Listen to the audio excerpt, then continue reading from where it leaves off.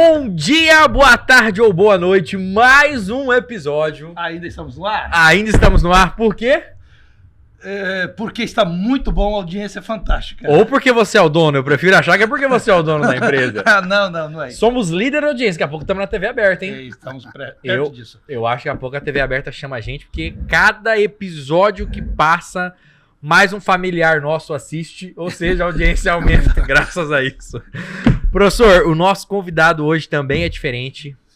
Diferente. Cara de Paranavaí, história enraizado aqui. Estudei com o filho e com a filha. Quem é o nosso convidado de hoje? Pessoal, mais uma vez, nosso episódio Bora Falar de Negócios. Agradecemos demais pela paciência de vocês, pela audiência de vocês. E eu tenho certeza que em cada um dos episódios a gente tem experiências diferentes aqui para trazer para vocês. Hoje trouxemos aqui um amigo de longa data, professor universitário, doutor na academia, doutor em história, né? E que tem uma carreira muito conhecida na cidade de Paranavaí. E hoje a gente vai falar um pouquinho de negócios com o meu amigo César Alexandre. César, seus cumprimentos aí aos nossos telespectadores. Bom dia, né? Boa tarde ou boa noite, né? Como vocês dizem sempre, né? Prazer, João Vitor, de estar aqui com vocês, Daniel também. Como você falou, eu sou o César Alexandre, nasci em Paranavaí aqui em 66, fiz toda a minha trajetória aqui, profissional e também educacional, e hoje a gente vai bater um papo aqui um pouco sobre negócio também, mas sobre gestão pública, enfim, tudo aquilo que vocês querem saber. Inclusive, também sobre futebol, né? Apesar do meu Santos estar na segunda divisão, mas a gente, né, não pode fugir à luta. Então, a gente também não pode falar muito. Vamos entrar nesse assunto ou não? Eu acho que a gente na fase que estamos é melhor. Não é bom não, né? Não vamos falar de futebol, pessoal. Hoje não. Um santista, 2 corintianos. Então esse assunto está fora. 2 corintianos? Pessoal, 2 corintianos. 2 sofredores. Não me avisaram. Isso. César, eu sei que você já começou a falar um pouquinho de você, mas quem é o César Alexandre? Fala um pouquinho sobre você, sobre a sua formação, onde você estudou, a sua carreira profissional. Fala um pouquinho para os nossos telespectadores. Detalhe, né? Tem gente assistindo do Brasil inteiro. Então, Paranavaí te conhece, mas tem muita gente aí afora que não lhe conhece. Fala um pouquinho do César para nós. Daniel, eu nasci em Paranavaí, como eu falei, né? Em 66. Cresci aqui, nasci naquela região ali, próximo à BB. Né, a Associação do Banco do Brasil, na Rua Amazonas. Onde antigamente tinha o Jockey ali, a famosa Madeireira Jockey. Era o lugar da gente de divertimento, era a Madeireira Jockey. E estudava na Leonel Franca, antiga aplicação, e logo em seguida, passei minha infância ali, adolescência, nós nos mudamos para a região da Vila City, a Jardim Maringá, mas todo mundo conhece por Vila City, que é do lado de lá da avenida, e de lá então estou até agora naquela região ali. Mora ali? Ainda moro ali, naquela região, né? Mudei alguns pontos do bairro, mas continuo no bairro porque ali está a minha família, está a comunidade, os amigos, a raiz está ali, né? Então a gente sempre participei também da vida comunitária, da associação de moradores, da própria Igreja Católica lá, coordenei a comunidade. Estudou em Paranavaí? Estudei em Paranavaí, estudei na Leonel Franca, fiz a minha primeira graduação na Unespar, em contabilidade, depois em história, né? Fiz ciências sociais na Universidade Luterana, inclusive em EAD, né? Vocês hoje são top, né, em EAD, eu fiz minha terceira graduação ali, fiz uma especialização em História Econômica na UEM, depois fiz o mestrado na UEL e fiz o doutorado na Unesp Marília, né? A minha carreira profissional, eu comecei muito cedo a trabalhar, né? Com 8 anos eu já vendia coxinha ali aqui em frente, né, na Praça Brasil, que era a antiga rodoviária, o terminal rodoviário. E aos domingos eu vendia pão na feira, minha mãe além de doméstica, nos sábados ela fazia pão e a gente vendia no domingo na feira, na barraca do seu Zezão Pamonheiro, né? Quem é jovem há mais tempo como eu, vai se lembrar de quem que é o seu Zezão, lá do Campo Belo. E depois a minha primeira profissão, meu pai me ensinou, sapateiro, né? Você tem um irmão também que... eu também fui. Então já tem algo em comum, então. Fui sapateiro, né? De carreira mesmo, fazia do começo ao fim, né? Desde do corte, da costura, da montagem, solamento, então eu podia fazer tudo, meu pai me ensinou a fazer tudo. E até os 17 anos trabalhei nessa atividade. A gente, inclusive, tinha uma sapataria.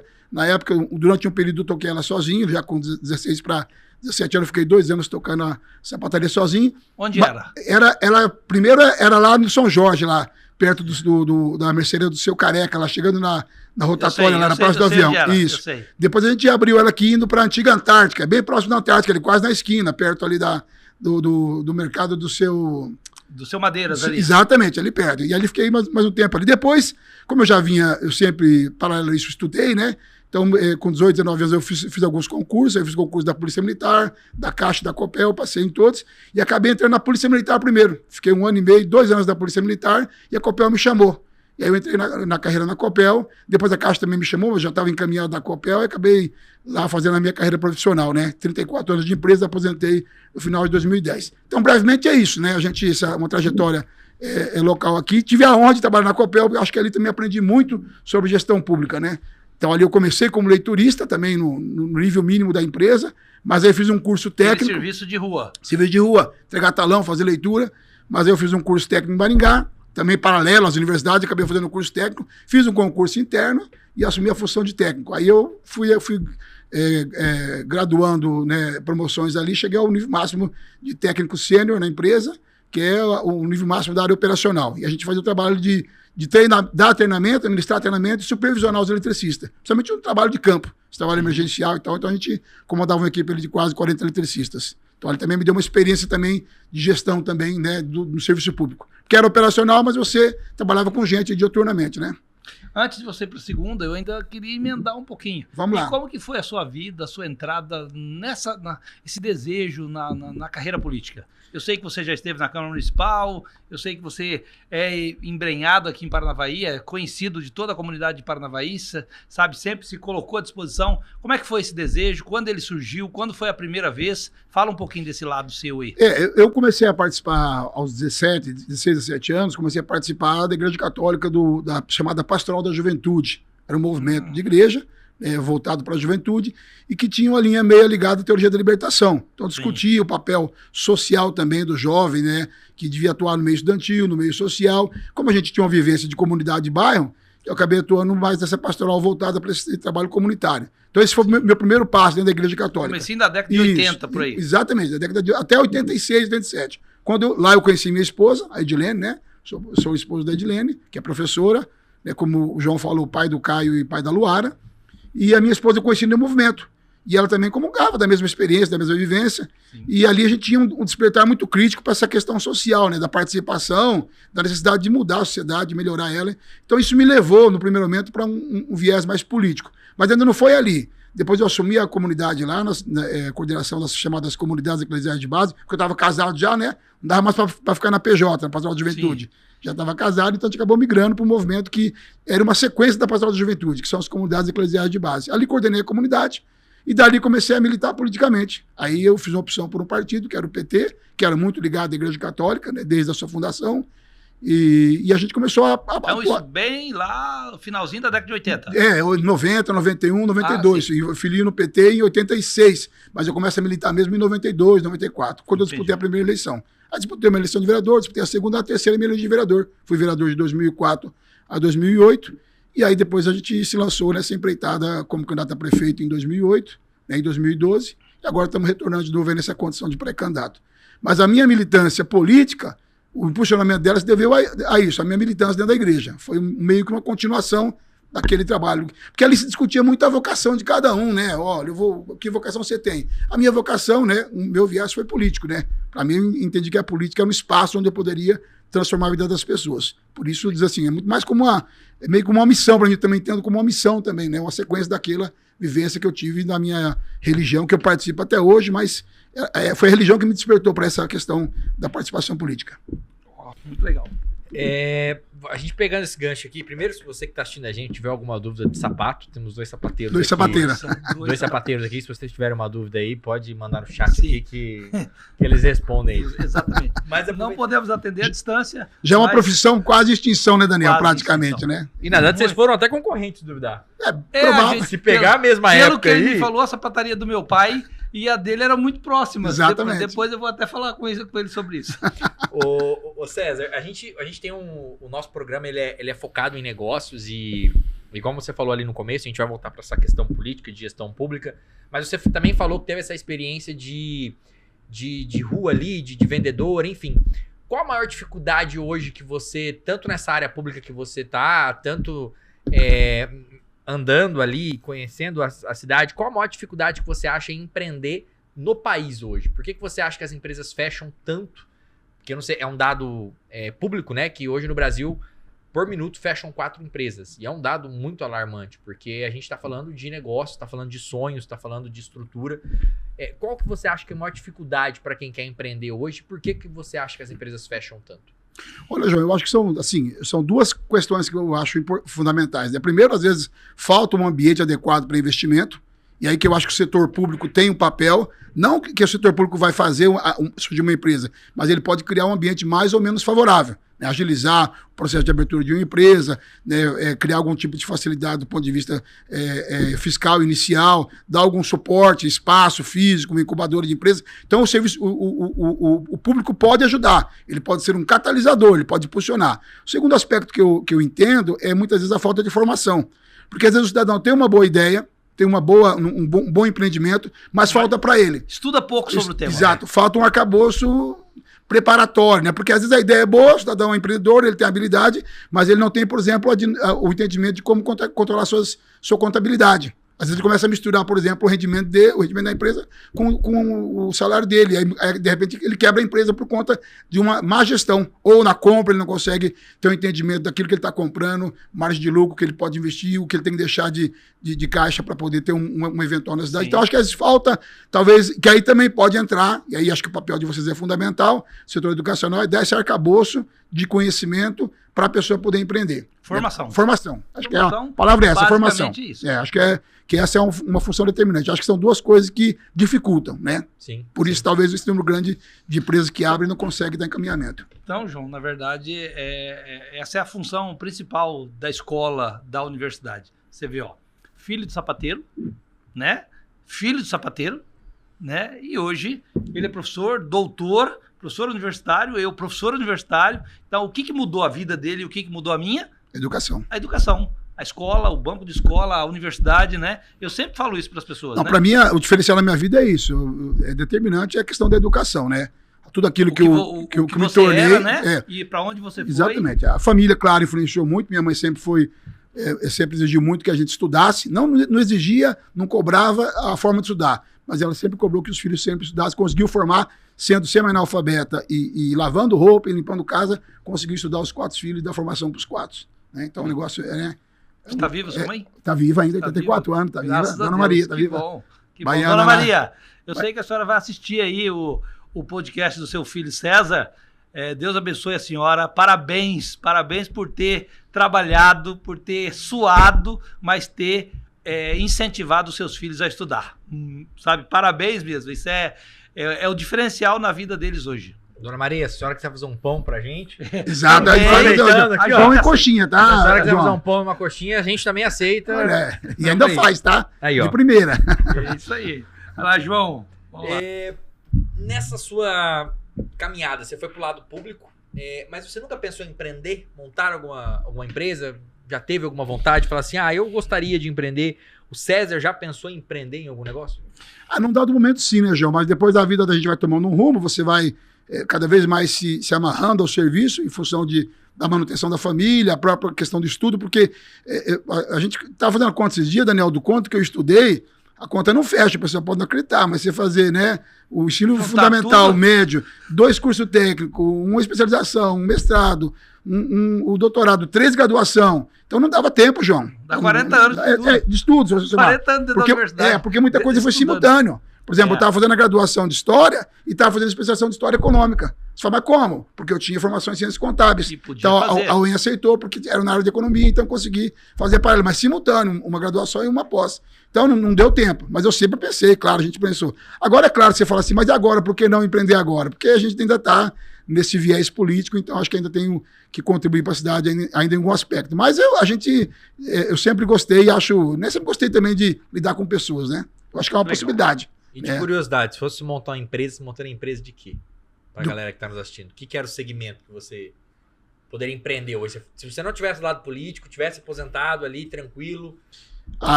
eu ia para o viés da energia elétrica, porque apesar da minha formação em História e Ciências Sociais, como eu falei, eu sou eletrotécnico também.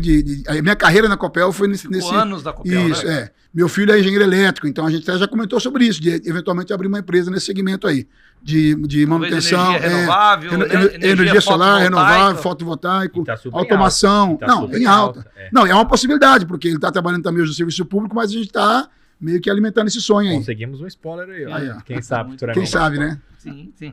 Muito legal.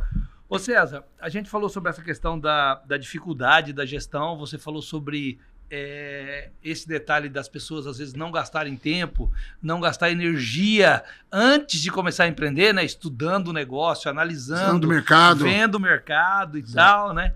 Eu tenho até uma experiência que eu vou confessar para vocês aqui agora. Há uns 20 anos atrás, eu tive uma ideia de montar um cemitério-parque na cidade de Paranavaí. Você comentou.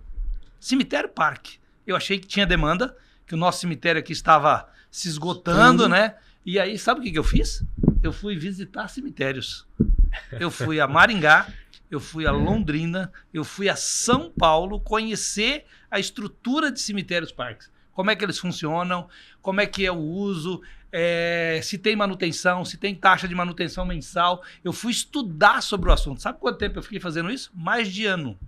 E você sabe por que eu não empreendi? Por 2 motivos na época. Primeiro, eu queria parceiros para ir junto comigo. E o segundo motivo é que eu achei que a cidade de Paranavaí não tinha aporte para o investimento. Ainda para isso, né? Como Maringá hoje tem um excelente cemitério-parque, uma estrutura belíssima, sabe, com capela, com até um crematório, que está anexo ao cemitério-parque. Londrina também, anexo ao cemitério-parque, tem um crematório. Então, se a cidade fosse um pouquinho maior, eu acho que eu teria ido para isso aí. Mas por quê? Que eu não fui, porque eu estudei o mercado, eu vi quanto eu ia investir e eu fui ver se a minha cidade consumiria aquele produto. E teria o retorno para você do investimento um payback dentro de um prazo. Então, isso é muito importante. Fundamental. Né? Então, vocês que são alunos, que vão terminar a graduação, que vai ficar com vontade de empreender, esse aqui é empreendedor nato, esse gosta de empreender, tem empreendimento na veia.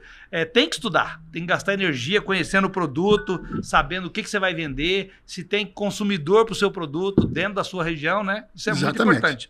Mas eu queria falar um pouquinho para ainda dentro desse viés de empresa, apesar de você não estar dentro de uma, mas eu sei que você estuda muito sobre o assunto.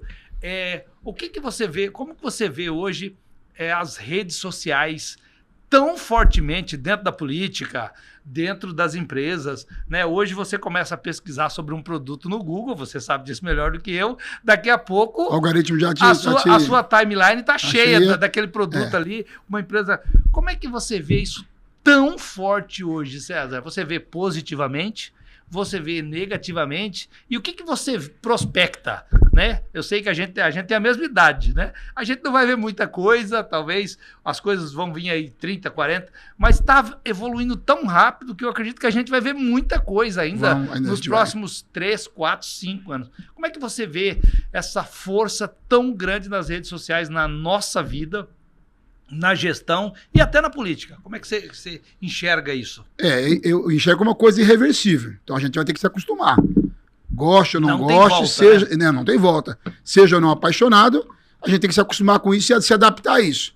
Nós somos exemplo disso, né? Eu peguei o processo na Copel do começo da introdução do sistema computacional. Sim. Então a gente trabalhava ainda com o Basic, né? Então eu comecei a aprender do Beabá. E a gente viu a velocidade com que isso vai cada vez mais se acelerando. Sim. O que demorou 5 anos na Copel, e hoje em 5 meses acontece, né? E está lá a novidade. Então acho que é irreversível, Daniel. Nós temos que se adaptar a isso. Agora a gente tem que tomar alguns cuidados também, né? Porque isso aqui também ele é extremamente viciante e daqui a pouco você não consegue mais. Voraz, tem pessoas que não consome. Tem pessoas que não conseguem mais desgrudar das redes sociais. Então acho que tem que ter esse cuidado. Isso é uma tarefa que não é simples, inclusive para nós. E para quem também é pai ou vai ser pai, vai ver que isso não é algo simples de resolver, mas é irreversível. E com relação aos negócios, às empresas, à política, é da mesma forma. Cada vez mais isso vai incorporando no dia a dia. Né? Hoje, por exemplo, numa eleição, por exemplo, só para dar um dado, hoje, basicamente, quase custa mais caro hoje o serviço de redes sociais do que um serviço de produção de televisão, por exemplo, num programa eleitoral. Ou de papel, de panfleto. Porque dado a importância que esse processo tem hoje. Claro que ele sozinho, ele não te garante o sucesso da empresa ou o sucesso de uma eleição, mas sem ele não tem mais como pensar em fazer uma disputa de eleição ou ter uma empresa, né? As próprias empresas hoje que fazem a venda né, ali no físico já também trabalham com o sistema de rede social, porque senão vão ficar para trás, né? Porque hoje a compra, o e-commerce já está, né, em alguns aspectos, já superando a venda presencial. Então, acho que é uma coisa irreversível, né? E a gente vai ver muita coisa ainda.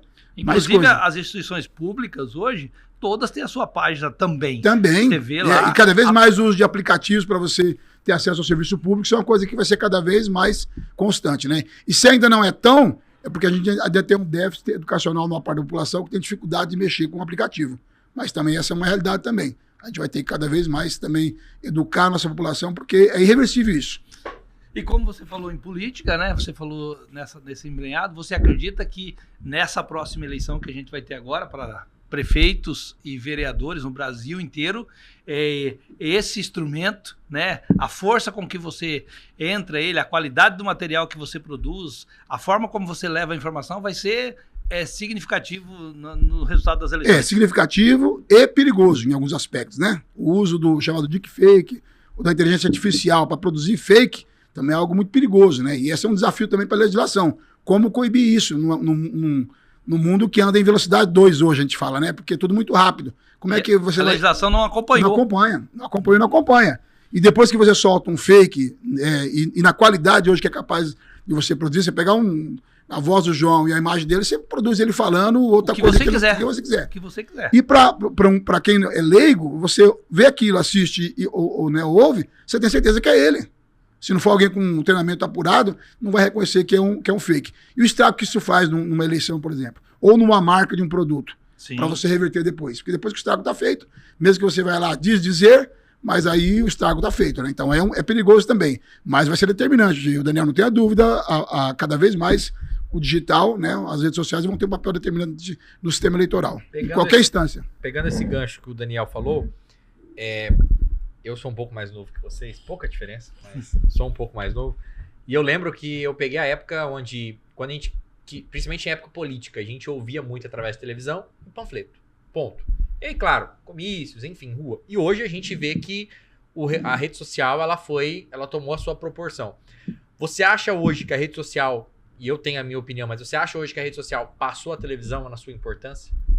Se comunicar, principalmente político. Então, hoje o Daniel tem uma proposta. Você acha que hoje é mais fácil ele se comunicar com o público através da rede social do que da televisão? Você tem que segmentar, né, João? Acho que para a juventude, eu não tenho dúvida que a rede social hoje tem mais peso que a televisão. Mas ainda para um setor da sociedade, né, pessoal na faixa dos seus 35 anos para cima, ainda a televisão tem um peso determinante. Eu acho que é mais ou menos equilibrado hoje. Mas é uma tendência da rede social... 50-50. Eu acho que é, mas é uma tendência da rede social suplantar em breve isso, porque... essa juventude, como você agora, daqui a pouco vai estar com 35, 40 anos, vai estar compondo já uma maturidade com... E vai conhecer muito disso aqui. Mais disso aqui, né? Então, e esse pessoal que ainda tem alguma dificuldade de mexer com o digital, vai envelhecer, vai desaparecer e vai estar... Acho que é uma tendência do digital superar a televisão. Mas ainda acho que hoje, em função dessa questão etária, ainda tem uma divisão mais ou menos paritária ali. Meio a meio. Meio a meio, na minha avaliação. Isso se aplica também na questão de empresa, né? Sim. Também. Porque a gente pegando o gancho agora da empresa, então... Eu concordo, eu acho que a gente tem um público que ainda é fiel à televisão e que não gosta de celular. Exato, tem. E depende do que você quer vender também. Isso. Vamos imaginar que você esteja anunciando um determinado produto, né? Você tem que pensar, quem é o meu consumidor? E aí eu vou determinar onde eu vou anunciar. Se eu vou gastar mais energia nas redes sociais ou se eu vou anunciar na TV, né? Se é um produto que eu quero, que eu sei que a segunda e a terceira idade consomem mais, aí vai depender muito disso aí. Agora eu vou fazer uma pergunta pra você que eu nunca fiz nesse podcast. Pessoal, hoje nós vamos ter uma demissão no ar. Ou ele vai cortar essa parte.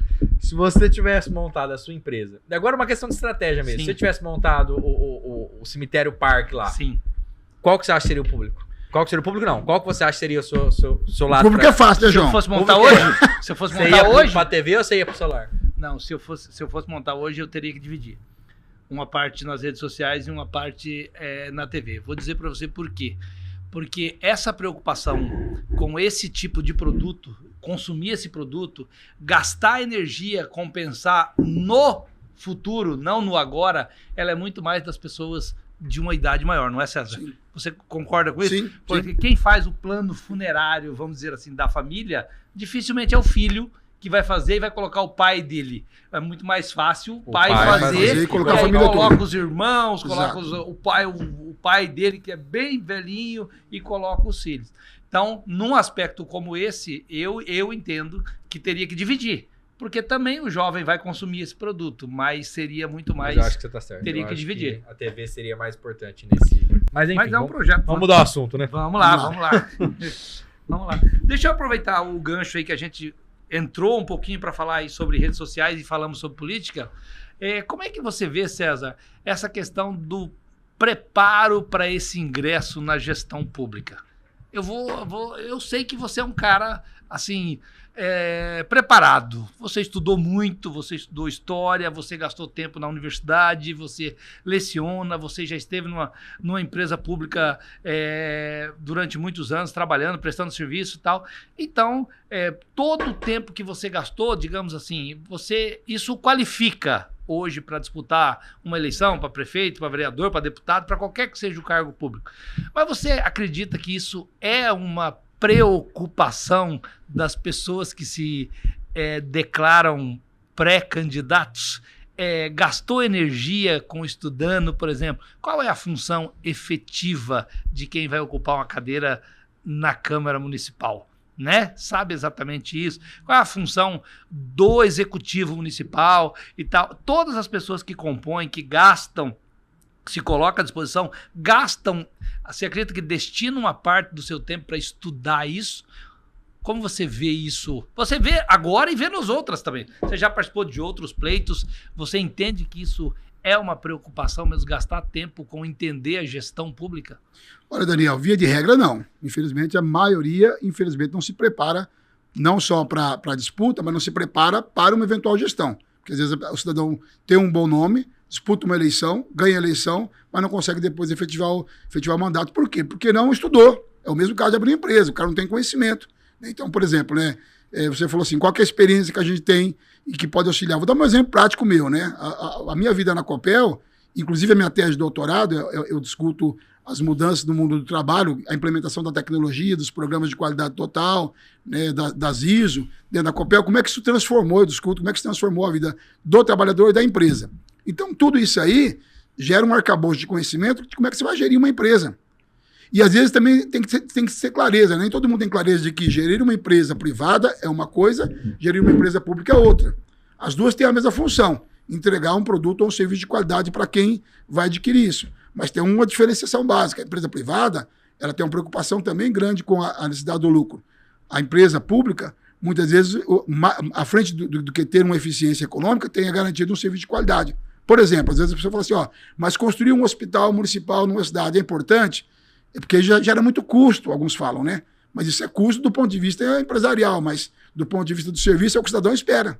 Então tem que ter essa clareza, né, de que a prefeitura, que hoje em Parnaíba é o maior empregador, 2.500, 2.700 trabalhadores diretamente ligados à empresa. A maior empresa do município é a prefeitura. E na maioria das cidades na imensa maioria. Ela tem uma função, qual que é? Entregar um serviço de qualidade. Claro que ela também tem que ter eficiência econômica, não pode dar prejuízo, tem que ter, né, uma gestão de qualidade, mas a função principal dela é entregar um serviço de qualidade para o cidadão, para aquele que contribui, para aquele que paga a conta no final. Uma empresa privada é um pouco diferente. Então as pessoas muitas vezes falam assim, vem do setor privado, e que, né, com uma mentalidade, com um entendimento que não se aplica na totalidade do serviço público. Claro que muita coisa da gestão privada, eu vendo da empresa pública, mas também tinha um viés privado, porque a Copel era uma empresa mista, né? Sim. Então ela tem ações na Bolsa de Valores de Nova York, na Bolsa de São Paulo. Então ela é também uma empresa mista, né? Ela tem o Estado tem domínio sobre ela, tinha também pouco tempo, mas ela também tem esse viés também de uma empresa de ser lucrativa. O histórico dela é esse.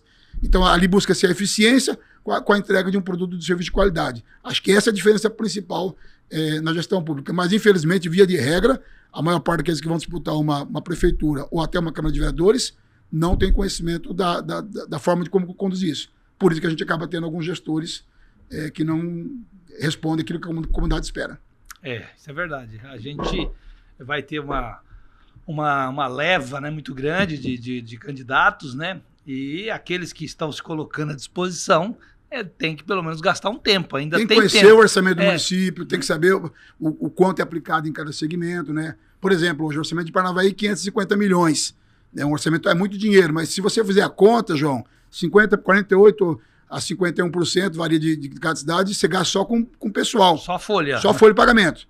Aí você gasta no mínimo, que é obrigatório, 15% com saúde e 25% com educação. Mas isso sempre passa um pouquinho. Mas se você trabalhar com o mínimo, já dá 40. 40 com 48, 88, sobra 12.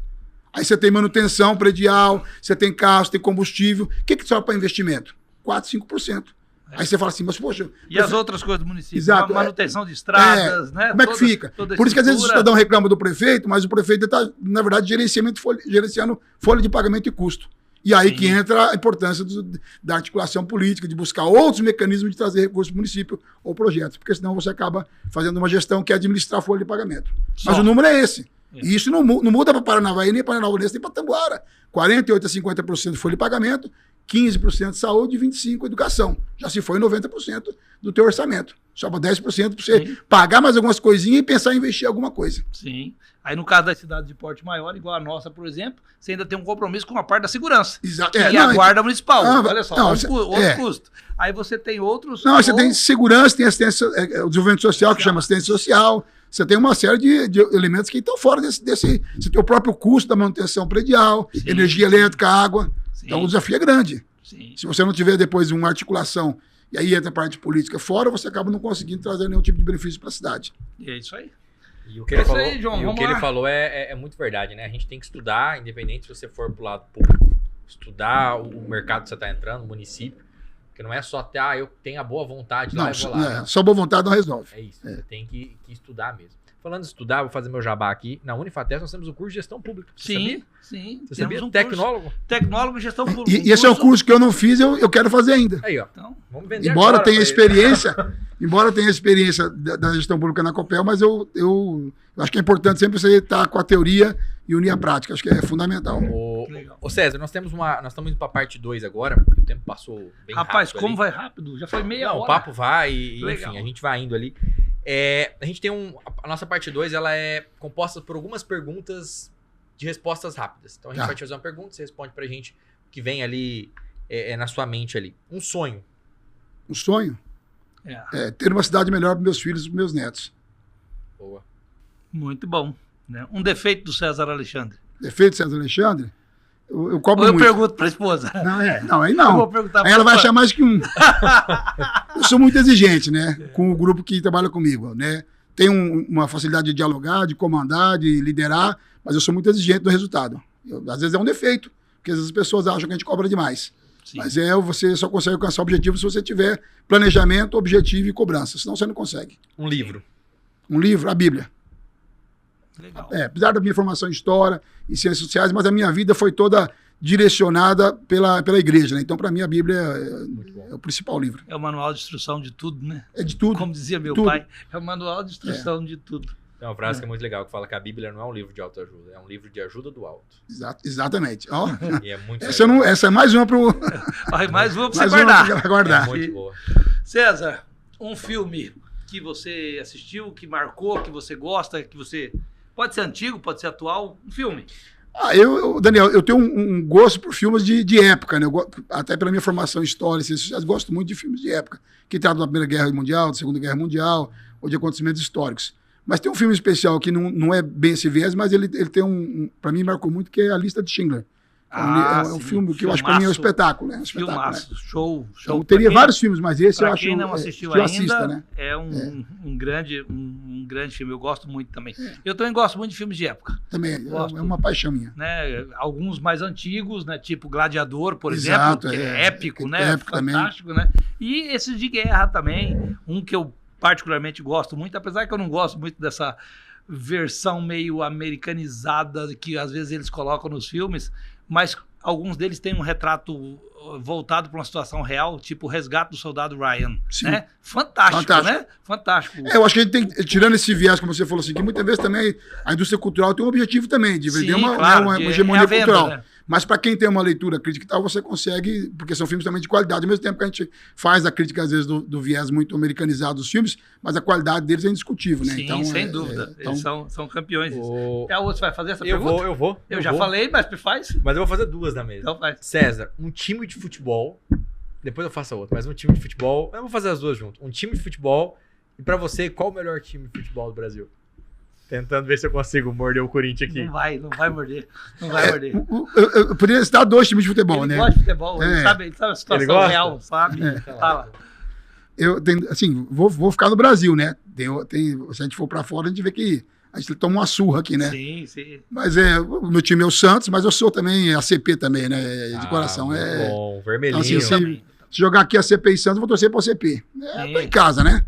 Mas o time nosso, até por essa tradição que a gente tem paulista também, é o Santos. O Adriano Spadotto, se você estiver nos assistindo, se jogar Corinthians e ACP, ele não vai torcer pro ACP. Vai torcer pro Corinthians. Ele vai torcer pro Corinthians. Mas tudo bem, vamos lá. E no Brasil, eu acho que é Palmeiras hoje, né? Apesar de todo o momento que vive, eu ainda acho que o Palmeiras... É um grande elenco, né? Grande elenco. Eu tenho elenco, né? O Palmeiras melhor que o Flamengo? Eu acho que o Flamengo talvez tenha mais estrelas hoje, principalmente depois da saída do Endrick, né? Talvez tenha mais estrelas, mas eu acho que o Palmeiras é um time redondo, muito bem treinado, o mesmo cara há muito tempo. Que é o que às vezes falta no futebol, porque no Brasil o time começou a trupicar, os caras tiram o técnico. É isso aí. Mas eu vou pegar um gancho e trazer pro lado do negócio. Para mim, o sucesso do Palmeiras está na gestão. Pode ser. Gestão a gestão do Abel, a gestão do técnico, a gestão da diretoria, para mim é a gestão. Profissionalismo, né? Profissionalismo. Faz a empresa. Vamos lá, João. Parte 3. César, se você pudesse dar um conselho pro César, lá com 18 anos... Terminando o ensino médio. Quando saiu ali do Leonel, que conselho você daria para você mesmo? Faça tudo que você fez. Legal. Eu não me arrependo de nada, absolutamente, né? E todo o esforço que eu tive, todos os tropeços e acertos, eu acho que a vida, né, me deu essa experiência, me deu uma família, me deu filhos, me deu uma esposa maravilhosa, me deu essa condição de participar da sociedade de Paranavaí, de emitir minha opinião, de ser respeitado. Então, eu faria tudo de novo. Claro, o mesmo conselho. Vai no mesmo caminho, meu querido. Legal. Só pratique mais esporte. Faltou um pouquinho, porque a gente, na demanda do trabalho, né, Daniel, e do ensino, a gente tive que abrir mão, em alguns momentos, da atividade física. Isso, claro, acaba tendo repercussão na saúde. Mas, do resto, era fazer a mesma coisa. Legal. E você que dedicou sua vida, uma boa parte dela à escola, a estudar, né, um pedaço do seu tempo também para devolver para o serviço público quando esteve atuando na Câmara, né, e o seu desejo de retornar a devolver. O que é uma frase que você acha que define você como pessoa e como gente? Uma frase que me define como pessoa uma frase, e como gente? Uma palavra que você acha que define o César Alexandre? Um sujeito determinado. Determinação. Determinado, tem. Isso para mim é... E se você pudesse colocar uma frase no outdoor, que aí pode ser um conselho para todo mundo, que você dá para os seus filhos, por exemplo? Aquilo que você fala para eles, aquilo que você fala para os seus alunos, aqueles que estão aí, o que você acha que a gente não deve deixar de aconselhar as pessoas? Entender que a nossa vida sempre é feita de escolhas, né? Quando você escolhe uma coisa, você está abrindo mão de outra. Tem que ter essa clareza, né? Quando você escolhe estudar, você está abrindo mão de se divertir. E não tem almoço grátis, né, Daniel? Então, quem quer atingir algum objetivo, seja ele no trabalho, seja ele pessoal, seja ele familiar, no estudo, tem que ter claro muito isso. Foco, e o foco e a escolha vai exigir abrir mão de alguma coisa. Acho que legal. Sempre digo isso para meus filhos, né? Que a nossa vida é feita de escolhas. Acertadas e erradas, mas são escolhas. Aproveitando o gancho, isso não estava na lista, mas eu vou perguntar. Você sabe que o nosso perfil da cidade de Paranavaí é um perfil que tem mudado, né?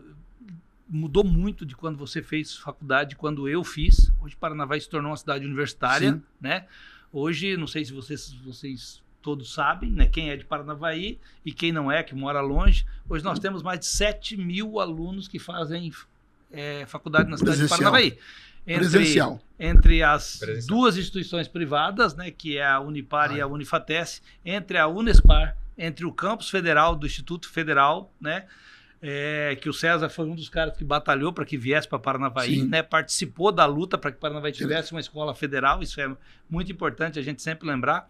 Então, Paranavaí tem esse viés universitário, né? Ainda estamos aí com esse desejo da medicina, que a gente sabe que é um curso que vai completar a cidade de Paranavaí, vai tornar realmente carimbar que Paranavaí é uma cidade universitária. O que você vê, o que você entende de prospecção para o ensino superior da cidade de Paranavaí? Você acha que medicina é a cereja do bolo e a gente pode crescer muito ainda como um centro de formação de mão de obra? Olha, Daniel, o curso de medicina não é uma cereja do bolo, ele vai ser um divisor, no meu entendimento, divisor de águas. Eu tenho muita convicção de que Paranavaí vai conquistar esse curso. Eu torço muito para que ele, inclusive, venha para a FATES, né? Ah, mas porque você é amigo do Daniel? Não, porque a gente tá na condição de pré-candidato a prefeito. O maior contribuinte hoje de ISS para a cidade de Paranavaí é a Unifates, não é isso? É o maior. É o maior. Porque toda a arrecadação, para quem não sabe, de todos os cursos da Unifates, vem para a matriz, no caso do ISS. Então vai para a Prefeitura Municipal de Paranavaí. Então também estou com interesse nisso também. Se eventualmente a gente... melhorar a arrecadação da Prefeitura. Melhorar a arrecadação, né? E não é prata da casa, né? Então eu tenho muita esperança, Daniel, que isso vai vir para cá e que isso, a Unifates tem uma grande probabilidade. Nós estamos lutando muito por isso, fazendo papel político. Claro que vai depender do projeto que a Unifates vai apresentar, mas eu tenho certeza, e eu tenho conversado com vocês, que vocês vão fazer um projeto espetacular, então isso vai ser um divisor de águas. E por que isso é importante, Daniel? Porque a gente, quando falava em uma cidade desenvolvida, todo mundo atrelava isso ao desenvolvimento industrial. Isso já passou. Uma cidade hoje, para ser desenvolvida, ela tem que ter, claro, uma indústria forte, mas se ela não tiver uma educação universitária forte e uma saúde forte, ela não é uma cidade completa. Pode pegar as principais cidades do estado do Paraná, de São Paulo, para quem vocês viajam bastante, você vai ver que a cidade, normalmente, uma grande cidade, ela tem esses três pontos fortes na cidade, além de outros, mas uma educação superior de qualidade, uma cidade universitária, você tem uma saúde de qualidade que atrai as pessoas e você tem aí, consequentemente, uma indústria forte. Por quê? Porque uma indústria, Daniel, ela vem para a cidade por 3 razões. Ou ela vem buscar matéria-prima, ou ela vem buscar mercado para vender seu produto, ou ela vem buscar mão de obra qualificada. E aí eu acho que o papel de vocês, da Unifates, da Unipar, da Unespar e do Instituto Federal, do SESI, Senai, é determinante para a gente mudar, inclusive, o perfil de emprego da cidade de Paranavaí. Vou até me alongar um pouquinho, vou dar um dado para vocês. Paranavaí, pega 2 cidades, Paranavaí e Pato Branco. Se você pegar o esqueleto das 2 cidades, são basicamente idênticas. Mesma população, IDH muito parecido, acho que 92 mil habitantes, outra 91.800. Você vai ver os dados lá no IBGE, no IPAR de 2022, os dados são praticamente iguais, mas tem uma diferença. A renda per capita anual de Paranavaí é em torno de R$35 mil a renda média de cada um. Isso aí vai dar um salário médio de 2.800, não chega a 3 mil, salário médio. Você pega a renda per capita de Pato Branco, R$55 mil, ou seja, 18 mil a mais quase, 15, 18 mil a mais, o que vai dar um ganho monumental para os trabalhadores e para o mercado interno. Passa de 4 mil mês. Por que isso acontece em Paranavaí e Pato Branco? Porque as 2 cidades, coincidência, foram emancipadas em 14 de dezembro de 1952. Então, são dados, ambas, foi um pacotão no Paraná, então, mas são cidades que têm mais ou menos o mesmo tempo de vida. Então, ou seja, o que determinou o desenvolvimento de uma da outra? A questão da formação de mão de obra especializada. Lá hoje é um parque tecnológico, então você tem um salário diferenciado. É claro que os empregos que a gente tem hoje em Paranavaí, que são oferecidos lá na Agência dos Trabalhadores, são empregos importantes. Ele atende uma faixa da população que não tem uma formação tão elevada, então ele é determinante para a cidade. Mas se a gente não pensar, Daniel, em ter empresas como a Turing, por exemplo, que eu dou um exemplo aqui, a Turing hoje aqui, para quem não sabe, ela produz a máquina que faz a lente. Ela não produz a lente, ela produz a máquina que faz a lente. A lente de óculos. Isso, só tem 2 empresas no Brasil hoje que fazem esse tipo de trabalho. Depois os outros são alemãs, são inglesas, mas só 2 no Brasil. E eles vendem para o Brasil inteiro e para a América Latina. Você vai lá, eles desenvolvem desde o início do projeto a máquina de fazer a lente. Eles fazem o projeto, projetam a máquina, projetam as peças, fazem as peças, desenvolvem o software, montam o robô, porque a máquina é quase um robô, porque ela tem uma série de motores lá que faz a movimentação para polir a lente, para preparar a lente. Então é um negócio espetacular. Resultado, trabalhadores com 15, 17, 20 anos e com salário extremamente elevado. Ou seja, você tem uma produção de equipamentos de valor agregado alto. Pato Branco produz lá hoje basicamente máquinas, né, o forte deles lá, e aparelhos elétricos e material elétrico. Isso gera uma cadeia no entorno também de serviço de qualificação menor, mas é isso que a gente tem que fazer na cidade. E aí eu acho, Daniel, que as universidades tem um papel determinante. E o curso de medicina vai abrir a cunha daquilo que eu falei da saúde. Nós temos uma saúde hoje boa em Paranavaí, mas nós temos ainda carência de mais hospitais, de estrutura maior, e o curso de medicina mais mão de obra especializada. Exato. E o curso de medicina vai fornecer essa mão de obra especializada, que vai atrair, inclusive, empreendimentos da área médica para cá por conta disso. Então, eu acho que nós estamos num momento ímpar. Por isso que, para mim, o curso de medicina não é só uma alavanca para o ensino universitário, é uma alavanca para o desenvolvimento econômico, porque nós vamos criar o terceiro viés que a gente precisa criar e, consequentemente, vamos atrair as indústrias, porque nós vamos começar a formar mão de obra especializada na FATESC, no Instituto, na Unipar, na Unespar. Eu acho que... E isso, quem vai fazer isso aí, na minha avaliação? Quem tem que fazer isso? O poder público tem que catalisar isso. Ele é o fomentador. Vocês vão fazer, não é o serviço público que vai fazer, não. Mas se não houver quem unifica isso, quem planeja isso, quem pensa a cidade para daqui a 20 anos, como Maringá fez, a gente vai continuar crescendo, né, tendo um crescimento letárgico. Nós precisamos acelerar isso. E, para mim, isso passa pelo sistema educacional.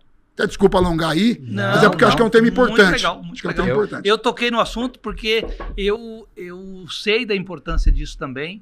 E eu sei do seu desejo de que Paranavaí seja realmente uma cidade estruturada dentro da área universitária, porque isso vai fazer com que todo o entorno ganhe. Né? A universidade vai ceder mão de obra especializada, a universidade vai colaborar com a saúde, né? Já colaboramos hoje muito, né? Só para você ter uma ideia, no ano de 2023, só no curso de odontologia, a universidade teve 3.000 atendimentos gratuitos na clínica de odontologia. Extensão. Ou seja, isso aí desafogou o município. Ou seja, deixou aquele paciente que ia para a unidade básica de saúde e tal, desafogou e aí, automaticamente, o município conseguiu atender outras coisas. Então, isso é muito importante, a universidade chegar, trazer os projetos de extensão e trazer mão de obra qualificada e, com certeza, vai... Isso atrai empresas. Vai ser... Volto a dizer, né? A empresa quer o mercado, consumidor, nós não temos. Matéria-prima também, de muita coisa, a gente não tem. Nós temos um agronegócio forte, mas, vamos dizer, nós não temos algumas matérias-primas específicas. Mas a mão de obra nós podemos fabricar. Sim. Através de vocês. Então, acho que assim, pensar a cidade nesse sentido. Como a gente tornar Paranavaí uma cidade maior ainda e melhor de se morar. E com empregos qualificados. Porque aí, Daniel, nossa juventude fica aqui. Aí não vai ter essa condição, às vezes, um filho da gente, um neto, ter que ir para uma outra cidade buscar um emprego. Como meu filho aconteceu. Foi trabalhar na área de elétrica, na área de Maringá. Mas quer voltar para cá. Né? Aqui é a terra dele. Aqui é a terra dele. Ele quer ficar aqui. Claro. Né? Mas precisa. Agora, você imagina um médico se formando aqui. Ele vai querer ficar aqui, a maioria deles. Sim. Alguns vão querer ir, mas a maioria vai ficar aqui. Vai ter que ter campo para se trabalhar. Um segundo, um terceiro hospital. Nós vamos transformar isso aqui numa potência. Eu não tenho dúvida que o curso de medicina será um marco. Não só por conta do curso de medicina em si, mas da cadeia que ele vai gerar em torno de si, em torno da cidade. Eu queria pegar um gancho para você poder ir para outra pergunta, mas eu queria pegar um gancho nessa questão de medicina. E eu acho que é um adendo ali da fala de vocês, né? O quão importante é a cidade ter medicina. Para mim, também concordo, é um divisor de águas. Mas eu vou dar um adendo da própria fala do César. Para mim, a importância da FATESC conseguir realizar e abrir esse curso de medicina. E por que eu estou falando FATESC? Porque eu estou aqui hoje? Não. Mas porque a gente bate muito na tecla de apoiar as empresas que são daqui. A gente fala muito isso, principalmente fim de ano. Compra no comércio daqui, não vá comprar no comércio de fora. Então, assim, primeiro marco, é uma realização para a cidade. A gente torce isso e a gente sabe isso muito, que independente de qual instituição oferte, o primeiro passo é que a Paranavaí seja contemplado. Mas que as pessoas torçam pela FATESC, que as pessoas consigam vibrar junto conosco. Porque, como você falou, é um baita contribuinte hoje. É o maior, né? De serviço, é o maior. ISS é o maior. É uma instituição que levou o nome de Paranavaí para mais de 1.000 municípios, onde nós temos os 1.000 polos, para mais de 250 mil alunos. Então, todo mundo pergunta, aonde é Paranavaí? Não, é a cidade de Unifatesc. Então, a gente já ficou conhecido por esse marco. Então, assim, acho que sim, que a gente tem que torcer para a medicina para Paranavaí. E acho sim, é muito legal você ter essa fala sua, principalmente você que é da parte pública e política, né? Você torcer para uma instituição de Paranavaí. Eu acho que isso mostra muito a raiz da gente realmente torcer e vibrar por coisas que são nossas. Claro, a FATESC é nossa. Tenho certeza que aquilo que a Unifatesc arrecada e ganha, né? Também, né, Daniel? É reinvestido aqui. Sim. Ou seja, na ampliação dela ou em outros segmentos. Então, acho que só tem a ganhar. Agora, é claro, assim, a gente, como você falou, a gente torce primeiro para que venha Paranavaí. Tem que ser. Perfeito. E aí alguns falam assim, não, mas você não é você não é professor universitário da Unespar, serviço público, sim, mas o edital é um edital para o serviço privado. Então precisa entender isso também, né? Porque nesse momento é porque o serviço público, a Unespar não teria condições técnicas hoje de ter um curso como esse. Por isso que o governo federal entende, e olha, e esse edital foi sensacional, porque ele direcionou de certa forma, ou criou mais condições, né, Daniel? Para que o interior tenha universidades e universidades locais com o curso. Então, acho que é uma oportunidade ímpar para o Paranavaí. Por isso que todo esforço coletivo tem que ser feito, independente da questão ideológica ou partidária. Eu tenho dito isso, tem que juntar força. Aproveitar a força do deputado Tião Medeiros, do deputado Zeca, deputada Gleice, do Arilson, quem for, do Romanelli, quem puder nos encampar nisso aí, nós temos que ombrear isso. Nós aqui em Paranavaí, os prefeitos da região, porque todo mundo vai ganhar. Quem ganha é a cidade. As prefeituras hoje da região, o Daniel, tem maior dificuldade no concurso público para médico. Sim, porque o pessoal vem de Curitiba ou de Londrina fazer o concurso, passa, mas aí não quer vir para cá, para o interior. Mas se o cidadão for de Paranavaí, ele vai aqui para Mirador, para Paraíso, para Querência, porque é uma viagem normal. Não, então, e o morador daquela cidade vai ter a oportunidade de fazer medicina aqui também. E aí vai voltar para a terra dele. Vai voltar para a terra dele médico e vai poder atuar lá. Então, realmente vai ser um divisor de águas. Como o César falou, o momento é fantástico, o momento é muito bom de Paranavaí ter o curso de medicina. Oxalá que a gente tenha, é um edital, né? Podemos não ter? Sim, mas a chance é muito boa. A gente tem uma corrente muito forte de pessoas que têm esse desejo. Para encerrar, César, antes da última pergunta, gostaríamos de agradecer. Parabenizar você pela sua fala, pela forma como você, conhece mesmo do setor, conhece muito da gestão pública, mesmo não tendo feito a faculdade, vai fazer agora na FATESP, acabou de se matricular aqui com a gente, o César, e parabenizar você por esse momento e parabenizar principalmente por você se colocar à disposição. Já colocou outras vezes e novamente se coloca à disposição aí, de devolver para a cidade de Paranavaí, um pouco a cidade de Paranavaí deu para o César. Tá? Parabéns mesmo por isso. Aliás, a cidade me deu muito, né? E também é o que você falou, a gente entende como missão, a gente não veio nesse mundo por um acaso. Todo mundo aqui tem uma missão, a gente tem que descobrir só ela qual que é. Mas a missão principal é estar a serviço do próximo. Eu faço política por conta disso, eu quero transformar a vida das pessoas, não só a minha, mas das pessoas que convivem comigo ou que vão conviver, para os meus filhos, meus netos. É um legado que não vai ficar nem para nós, né, Daniel? Uma cidade melhor, é para os nossos filhos, para os nossos netos, para quem vem depois. Então, acho que tem que devolver um pouco isso para a sociedade. Queria agradecer também a oportunidade, né, desse bate-papo, né? Muito legal também. Obrigado, João. Obrigado, Daniel. Vamos fazer outros, tá? Vamos fazer outros. Estou à disposição. Né? E a gente está nesse processo aí agora de uma pré-candidatura, entendendo também como uma missão, né? De estar ajudando a debater a cidade de Paranavaí e, quem sabe, poder contribuir de alguma forma para que ela seja cada vez uma cidade melhor, né? E a eleição é parte desse processo. Mas o mais importante do que isso é a nossa cidade, né? Já que você falou dos seus filhos e dos seus netos, né? A gente tem a mesma idade. Eu sempre pergunto isso para as pessoas e alguns ficam encabulados. Sim. Outros menos e outros mais. Eu não me encabulo com isso, não. Mas o que você gostaria que tivesse escrito na sua lápide? A minha lápide? Que pergunta? Eu tô falando por quê? Porque eu sempre pergunto para as pessoas e tem gente que dá aquela respirada funda, né? Mas nós vamos. Não, você vai, eu vou. Uns demoram mais, outros menos. Só questão de tempo. E a gente quer deixar a nossa marca. Você sabe que seus filhos vão ficar, os seus netos vão ficar e eles vão passar na frente da sua lápide. E o que você gostaria que tivesse escrito?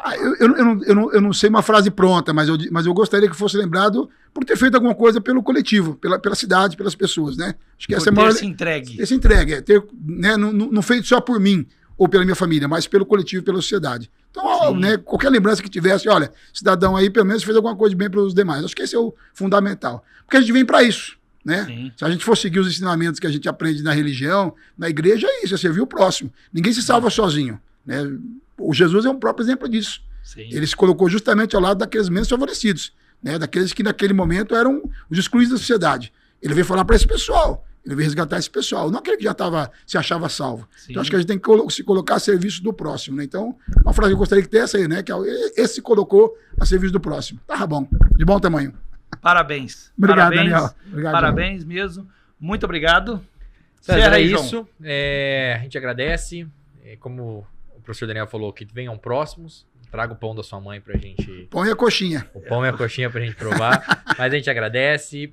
Boa sorte nos seus projetos. Vamos torcer todos juntos por medicina. É um desejo para todos da cidade. E tenho certeza que vai contribuir muito. Quer fazer alguma consideração? Não, só mais uma vez agradecer e me colocar à disposição de vocês, né? E saber assim, ó, contem comigo porque nós vamos fazer o que for possível, Daniel, para que esse curso venha para Paranavaí e que saia, eu não escondo de ninguém a minha torcida, nesse momento pela Unifatesc. Não é por diferença nenhuma universidade, é pelas razões que eu já falei, né? Acho que é uma questão prática mesmo, né? Mas também se não vier, se vier para a Unipar também, mas a gente tem uma torcida. Muito importante que Mas Paranavaí tenha. Mas vamos lutar muito, como lutamos para vir o Instituto Federal para cá, nós vamos lutar muito, o nosso pessoal, o pessoal nosso que hoje está no governo do nosso partido, nós vamos lutar muito para que venha Paranavaí. Eu tenho muita esperança de que isso vai acontecer. Quem sabe até antes do prazo. Eu também. Pessoal, muito obrigado pela audiência. Semana que vem temos outro episódio do Bora Falar de Negócios. Um abraço. Obrigado.